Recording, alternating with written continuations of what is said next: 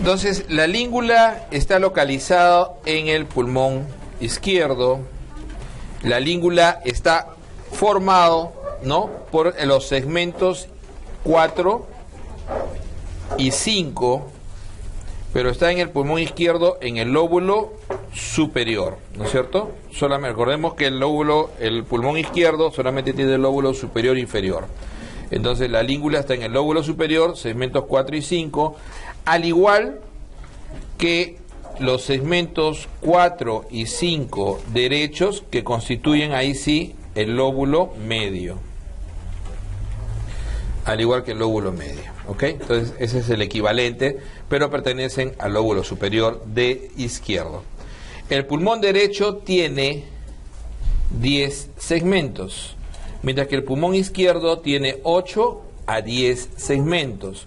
¿Por qué tiene 8 a 10 segmentos? Porque tiene fusionado el segmento 1, 2, puede tener, o sea, no siempre, si no lo tiene tendrá 9, puede tener fusionados el 1, 2, que se llamaría ápico posterior,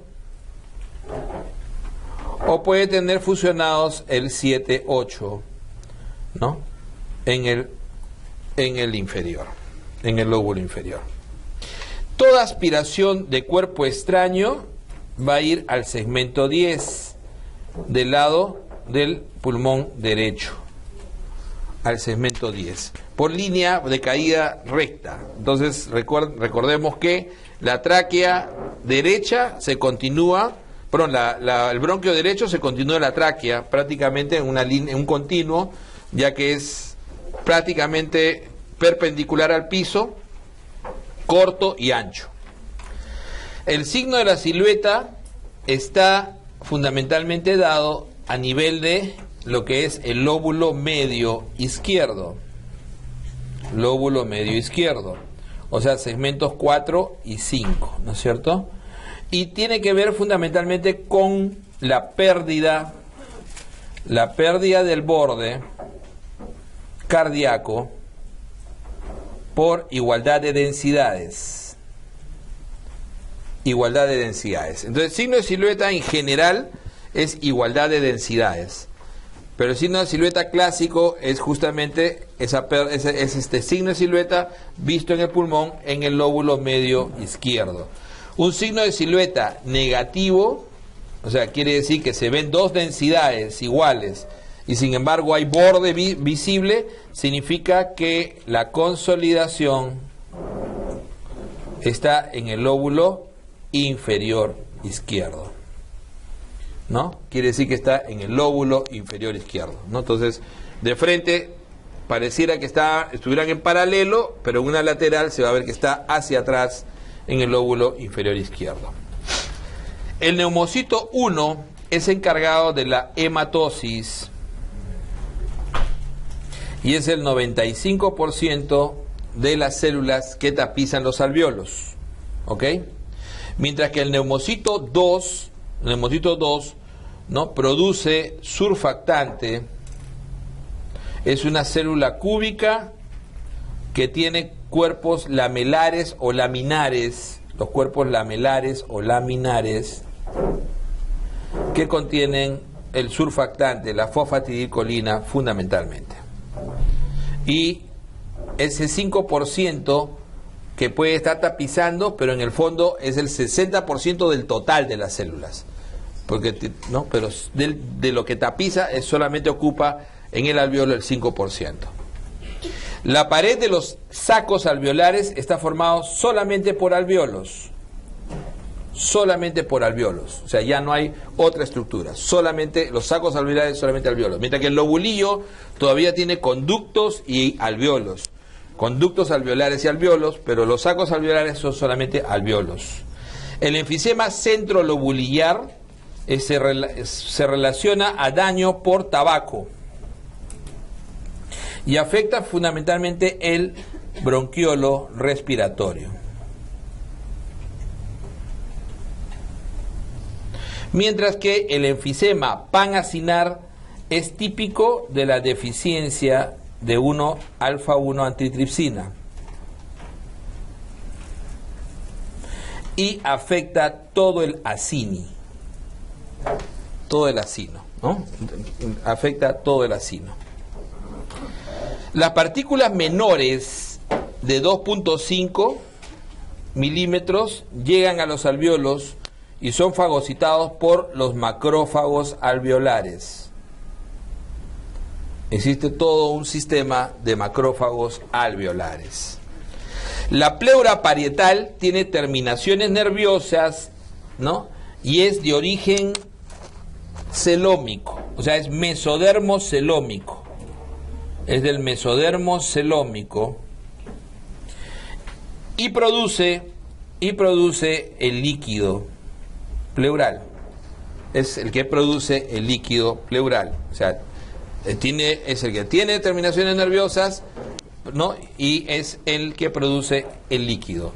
Mientras que la pleura visceral no tiene sensibilidad, es insensible, y respecto al líquido, y tiene origen también mesodérmico, pero es mesodermo pulmonar. Así como también el mesodermo pulmonar, ¿no?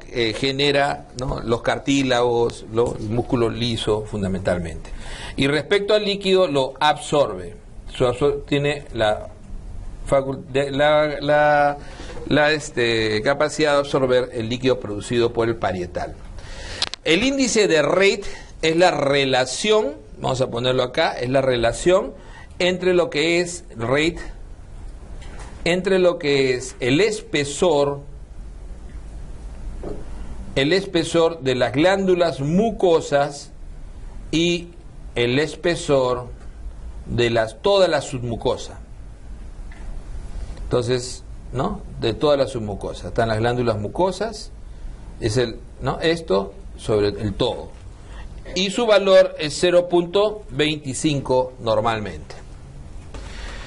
El índice de Rey está aumentado en la bronquitis crónica, prácticamente el hablar de POC, y su valor es 0.6, clásicamente. 0.6 cuando está aumentado. El centro respiratorio, inspiratorio, o sea, el centro respiratorio, o sea, de ellos ahí está el centro inspiratorio y expiratorio, está en la sustancia reticular del bulbo. Entonces, el centro respiratorio fundamental, que tiene un centro inspiratorio y un centro expiratorio, está fundamentalmente en el bulbo, y el inspiratorio es el que siempre está activo, mientras que el expiratorio suele estar inactivo, excepto cuando hay patología. El centro amnéutico y neumotáxico están en la protuberancia. Los quimiorreceptores más importantes de la respiración están en el bulbo y son fundamentalmente de CO2, ¿no? La regulación por CO2. Por eso decíamos siempre que si el CO2 disminuye, ¿no? Si el CO2 disminuye, entonces la ventilación se incrementa, hay hiperventilación. Y si el CO2 aumenta, la ventilación disminuye y hay hipoventilación, ¿no? Son comunes los 4 patrones respiratorios: el patrón de apnea, el patrón de Biot, que es un patrón de hipopnea seguido de periodos de apnea, visto fundamentalmente en el incremento de la presión intracerebral y el daño cerebral severo. El patrón de Cheyne-Stokes, que es una hiperventilación progresiva con hipoventilación, apnea, y esto es visto fundamentalmente en pacientes que tienen daño a nivel central, pero fundamentalmente por, ¿no?, infartos cerebrales, ACVs y trastornos metabólicos. Y el patrón de Kussmaul, que es una hiperventilación profunda asociado a acidosis metabólica. El reflejo de Hering-Breuer se produce cuando hay una estimulación de los receptores a nivel de músculo liso bronquial, receptores de estiramiento se llaman, ¿no? Entonces hay unos receptores de estiramiento a nivel de músculo liso bronquial. Y esto se suele dar cuando hay episodios de intubación endotraqueal con distensión severa del sistema. Entonces, cuando uno distiende mucho el momento de colocar un tubo, uno hiperventila con demasiada fuerza, produce este reflejo que va a producir una apnea transitoria. Ese es el reflejo, una apnea transitoria. El músculo principal de la respiración es el diafragma. Es el diafragma. La compliance mide cambios de volúmenes en función de cambios de presión, ¿no? Y se relaciona con la distensibilidad y la adaptabilidad del tejido pulmonar a su llenado, ¿no? Entonces, básicamente la compliance tiene que ver con esa distensibilidad, adaptabilidad del tejido a recibir volúmenes diversos, y la disminución de esa distensibilidad, que puede estar en relación a disminución de la elasticidad del tejido o disminución del surfactante, va a disminuir la compliance. Entonces la compliance puede estar disminuida, ¿no? Por ejemplo, en la fibrosis pulmonar, agudamente en el síndrome de distrés respiratorio agudo, en el edema agudo pulmonar puede estar disminuido. Mientras que la compliance está aumentada en el enfisema. En el enfisema, aunque no sea funcionalmente útil, pero está incrementada. La causa más frecuente de hipoxia es la discordancia BQ. ¿Ok? La causa más frecuente de hipoxia es la discordancia BQ. Recuerden que uno puede tener una hipoxemia con gradiente baja, y de ahí generalmente veíamos la respuesta al oxígeno, y cuando había buena respuesta al oxígeno, eso generalmente era una discordancia BQ. Significa que está entrando, hay dificultad para la entrada del aire, o hay disminución del riego sanguíneo.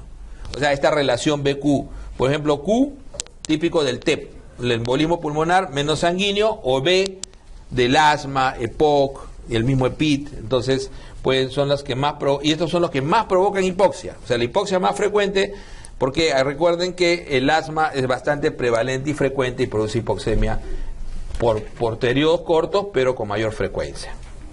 El oxígeno viaja en un 98%, ¿no?, unido a la hemoglobina y dentro del hematíe, y un 2% diluido en el plasma.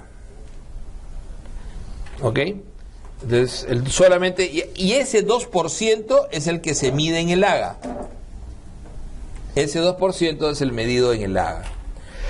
La disminución del oxígeno diluido en la sangre se llama hipoxemia, no es hipoxia.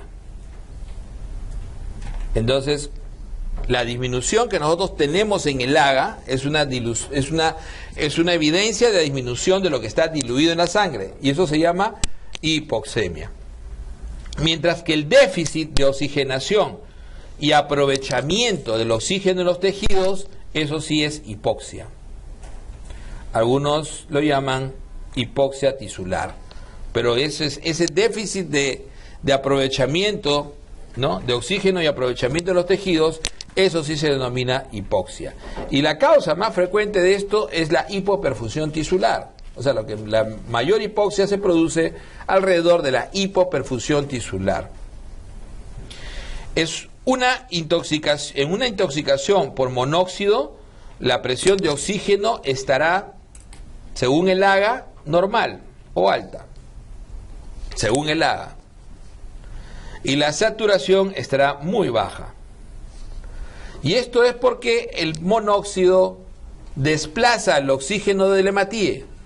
pero no se mantiene el oxígeno en alta cantidad a nivel del plasma y por lo tanto da una falsa lectura de un PO2 normal alto. ¿Ok? Entonces en la intoxicación por monóxido la presión de oxígeno es normal o alta y la saturación va a ser baja, mientras que la saturación por infrarrojo mide básicamente el porcentaje de oxígeno que está en el hematíe y entonces eso sí está totalmente disminuido, por lo tanto va a dar una saturación baja. Los valores normales de espirometría van del 80 al 120% del previsto. Ese es el rango. O sea, van del 80 al 120 del previsto. Y el previsto siempre está en función de la edad, talla, peso y etnia.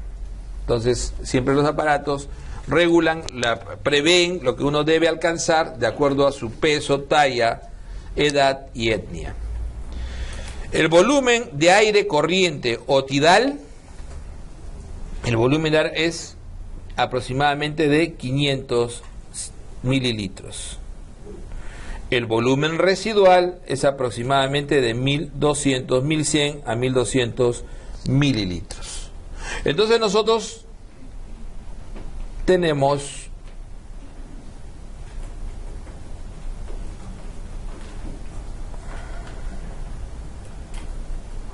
para más o menos recordar y tener en cuenta que este sería el volumen de aire corriente o volumen tidal, este sería el volumen de reserva inspiratorio y este sería el volumen de reserva expiratorio, y lo que no se puede medir en la espirometría es el volumen residual. Son los 4 volúmenes.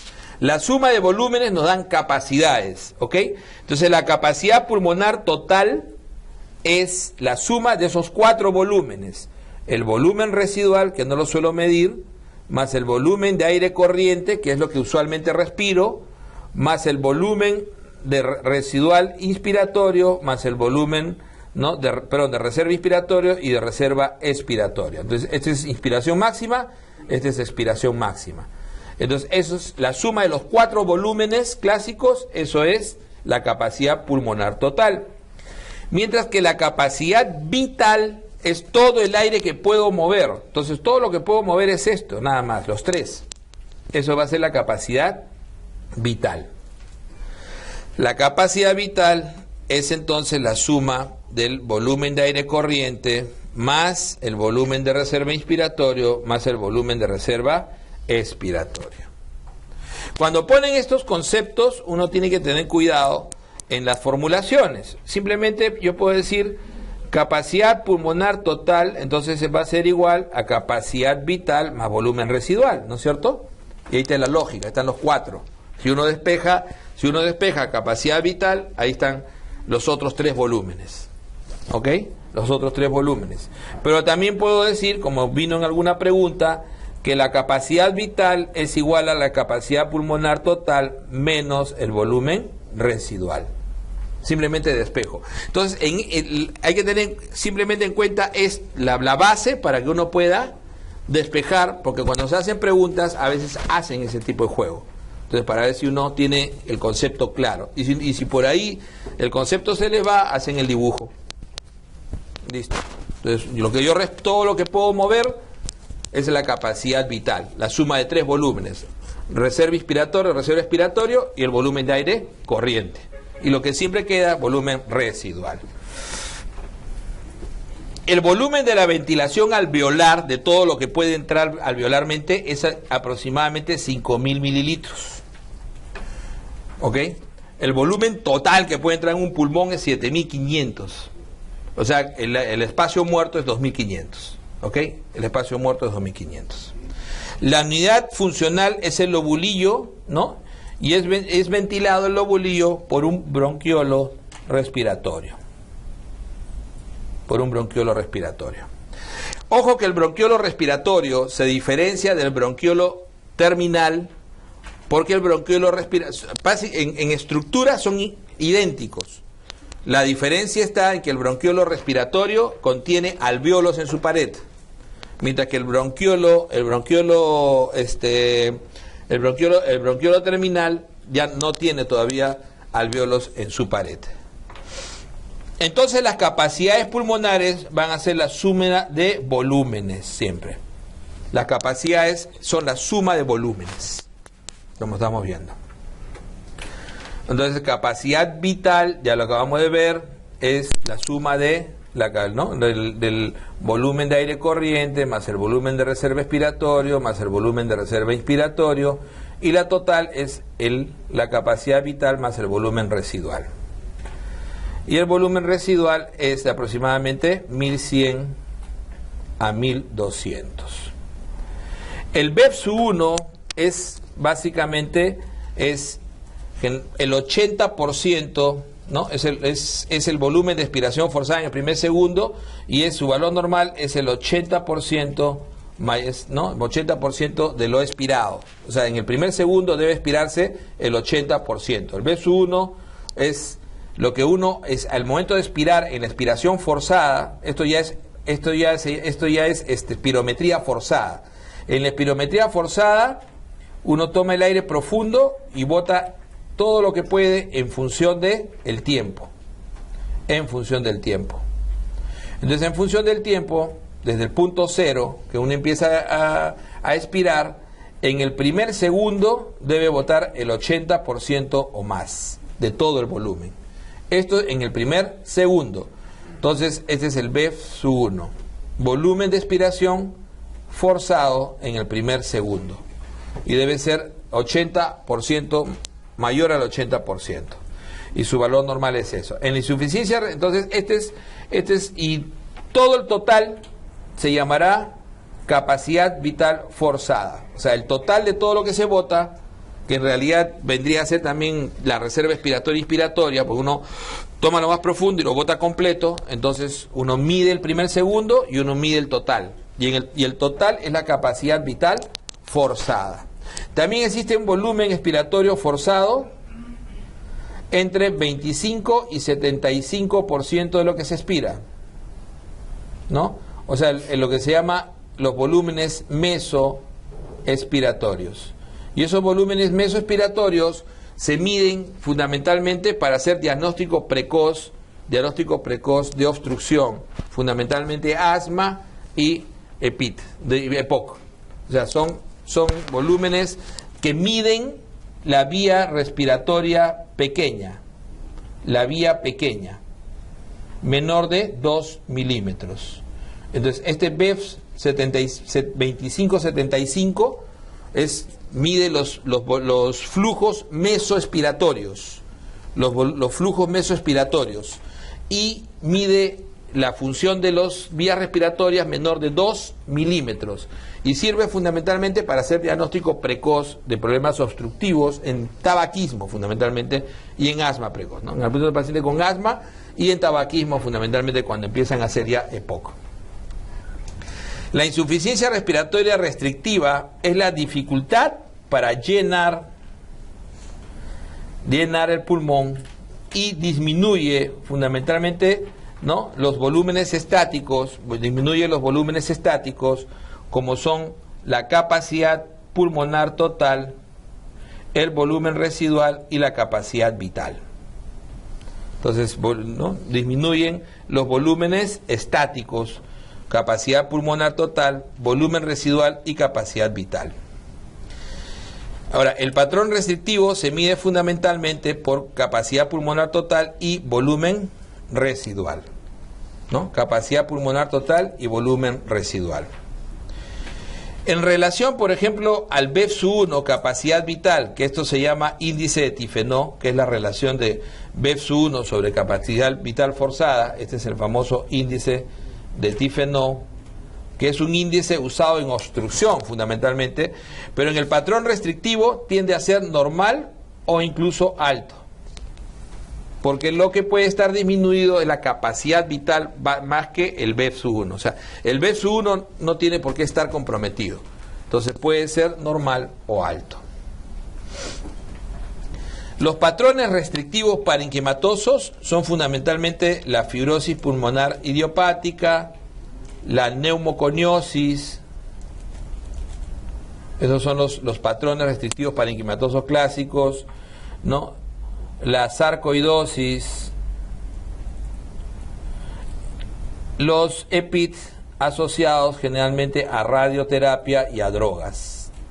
Son los patrones restrictivos parenquimatosos más frecuentes. Los patrones restrictivos extraparenquimatosos tienen que ver básicamente con la dificultad que pueden tener en el proceso de inspiración-expiración. Entonces los restrictivos no extraparenquimatosos fundamentalmente están en relación, por ejemplo, es cuando está comprometida la inspiración, típicamente cuando hay parálisis del diafragma, parálisis diafragmática. Ese es típicamente un patrón restrictivo por compromiso inspiratorio puro. Inspiratorio, expiratorio, los neuromusculares. Los neuromusculares, que ya conocemos varios, ¿no? Conocemos fundamentalmente asociados a enfermedades, ¿no? Como miastenia gravis, ¿no? Como Guillain-Barré, ¿no? Como ELA, fundamentalmente. En las obstrucciones, el volumen expiratorio forzado en el primer segundo está disminuido. O sea, ese es lo más importante, el parámetro para determinar patrón obstructivo. Entonces, el BEF-1 está disminuido. Entonces, el parámetro más útil es el índice, el cual mide el BEF-1 sobre la capacidad vital forzada, o llamado índice de Tifenau, que por lo general es menor de 0.7 cuando es positivo, o sea, cuando está disminuido, ¿no? La normalidad de esto está alrededor de 7.5 a 8, o mejor dicho, 0.75 a 0.8. La prueba de elección para evaluar insuficiencia respiratoria obstructiva e hiperreactividad bronquial, miren, hiperreactividad y su reversibilidad es justamente el test de reversibilidad, es justamente el test de reversibilidad en la espirometría forzada, ¿no? Donde lo que buscamos fundamentalmente es revertir con beta-2 agonistas, la obstrucción, incrementando en 12% el BEF-1 y en 200 mililitros ese volumen del BEF-1. Entonces lo que se busca en el test de reversibilidad es incrementar en 12% el BEF-1 o 200 mililitros. En el patrón obstructivo hay entonces incremento de la capacidad pulmonar total y el volumen residual, y hay normalidad o disminución de la capacidad vital. ¿Ok? Entonces hay incremento a expensas fundamentalmente del volumen residual. A expensas fundamentalmente del volumen residual que está atrapado. Entonces se incrementa. Entonces por eso es que puede estar normal la capacidad vital o incluso disminuida. La prueba de dilución de helio, el helio se transporta a través de la membrana alveolo-capilar. Por lo tanto, la prueba de dilución de helio sirve para medir fundamentalmente el volumen residual. Y por lo tanto, calcular la capacidad pulmonar total. Porque para poder calcular la capacidad pulmonar total, requerimos siempre el volumen residual. La capacidad de transferencia de monóxido, esa sí mide la difusión a través de la membrana alveolo-capilar, porque sí difunde, y difunde muy bien, y tiene alta afinidad por la hemoglobina. Entonces, ¿no? Mide entonces la difusión de oxígeno indirectamente. Y está incrementado en asma y principalmente en hemorragias pulmonares. En hemorragias pulmonares está incrementado porque se liga mucho a los hematíes y entonces va a haber mayor concentración de monóxido a ese nivel. Pero en cambio, funcionalmente en el asma también ahí sirve un poco, mientras que va a estar disminuido, y para eso es su mayor utilidad, para hacer diagnóstico fundamentalmente de EPIT temprano. O sea, en el EPIT temprano, en la fibrosis pulmonar temprana, suele estar disminuido capacidad de transferencia de monóxido, y también en el embolismo pulmonar. Ya hemos visto las 4 respiraciones, está repetido. La acropaquia es la deformidad ósea asociada a la insuficiencia respiratoria crónica. La acropaquia se ve fundamentalmente en bronquiectasias, en cáncer de pulmón y en fibrosis pulmonar, y en EPIT. No en todos, o sea, en el 50% de los EPIT. La característica del AGA es fundamentalmente un PO2 mayor de 80 y un PCO2 menor de 45 con una saturación mayor del 92%. O sea, ese es el patrón de normalidad, ¿ok? Un PO2 mayor de 80, un PCO2 menor de 45 y una saturación mayor del 92%. La fórmula de la gradiente, que fue una pregunta muy antigua, por eso siempre la repetimos, es fundamentalmente la diferencial entre la presión alveolar de oxígeno y la presión arterial de oxígeno, que esta viene del AGA. Por lo tanto, esta de acá se mide fundamentalmente restando la presión barométrica, la presión de vapor de agua, ¿no? La presión de vapor de agua, que suele ser 47, y la presión barométrica, que si estamos a nivel del mar, 760, por el PCO2, que sí viene calculado también en el AGA, sobre el factor, ¿no?, de intercambio gaseoso, que generalmente es 0.8. 0.8. ¿No? Y la presión generalmente a nivel del mar, la presión hidrostática la presión de vapor de agua suele ser 47. Hipoxemia versus hipoxia. Ojo que la hipoxemia, ya se debe simplemente tener en claro que la hipoxemia mide fundamentalmente, es la caída del oxígeno diluido en sangre.